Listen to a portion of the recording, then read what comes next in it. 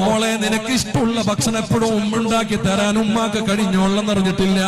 അവരുണ്ടാക്കിയ ഇഷ്ടത്തിനനുസരിച്ചിട്ട് കുറച്ചെങ്കിലും ബറക്കത്തിന് കഴിക്കണം, എന്നാലേ നിനക്ക് ആരോഗ്യം കൂട്ടുള്ളൂ.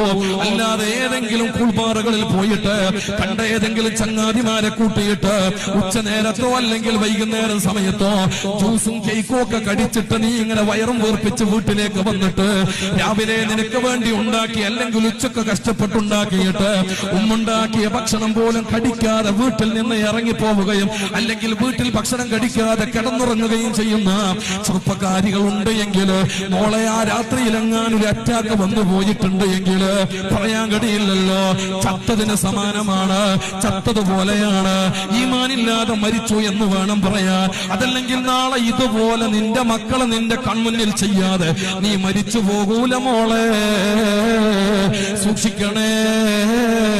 അവരോടുള്ള ബന്ധങ്ങൾ അത്രയും വിലപ്പെട്ടതാണ്.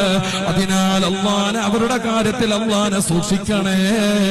ദുനിയാവും ആഖിറവും നേടാൻ മാതാപിതാക്കൾ കാരണമായി നമുക്കത് നേടിയെടുക്കാൻ അള്ളാഹു തൗഫീഖ് നൽകി അനുഗ്രഹിക്കട്ടെ.